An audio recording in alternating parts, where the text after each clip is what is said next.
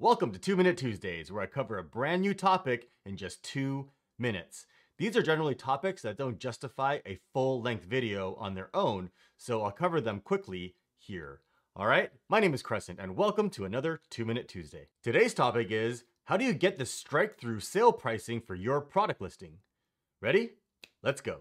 Okay, so first of all, if you're not sure what I'm talking about with the strike-through pricing, it's the higher price that you see on some listings where it's crossed out and it shows a lower sale price next to it. So for example, if we take a look at my favorite can opener niche, if we scroll down, we can take a look at some of these listings like this Cuisinart has a $35.99 high price that struck out with the lower sale price at $29.95 next to it. So you might be wondering why you'd want to do something like that. You may not want to sell your product at a lower price. Well, that's just it.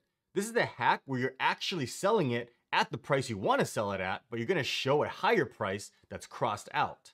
This is a huge psychological advantage when buyers see that they're getting a deal. It also takes up slightly more screen space, so it helps your listings pop out just a little bit more against your competitors. So how do you do that for your listing?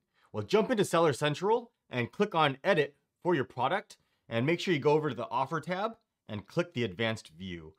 Now, the higher price that's going to get struck out is this manufactured suggested retail price. So put that price here. Now, there's two ways to set the lower price. The first way, which is the easiest way and the quickest, is to just set your lower price here in the standard price. So in this case, it'll say $29.97.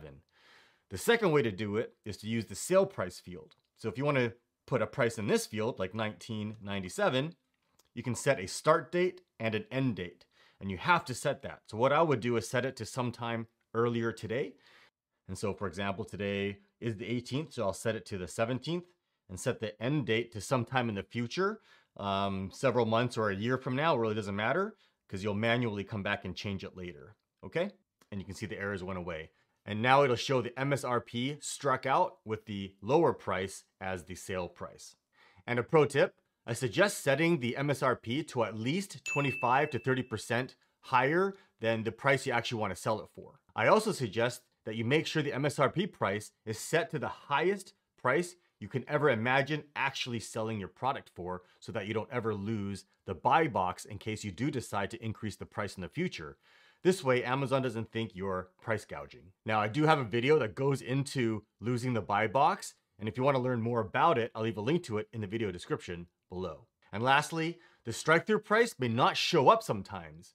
Through my testing, sometimes it won't show up unless you've actually made some sales at the higher price point. So keep that in mind if the strike-through price doesn't seem to be showing. And I think this may also be because Amazon was sued a couple years ago for deceptive pricing practices where sellers were actually using this exact tactic. Which is also why I believe the strike-through pricing was actually removed for a while, and now it just looks like Amazon's allowing it again. And now a bonus tip. If you take a look at the fee estimate, if you've started using this tactic, you might have noticed that the fee is way higher than what it should be. And that's because the fee preview is always based off of the MSRP price. But just keep in mind that what you're actually charged for the fee is always going to be based off what the unit actually sells for. So don't be surprised that the estimate is incorrect. All right, if you found value in this video, consider subscribing. And remember to smash that like button for the YouTube algorithm. It really does help me out, and I sincerely appreciate it. If you have any questions, ideas, or suggestions for a future 2 Minute Tuesday video, let me know in the comment section. I'd love to hear from you. And if you enjoyed this video and you'd like to see more like it, or my longer form content, there's one over here that YouTube thinks you might like. All right, thanks for watching.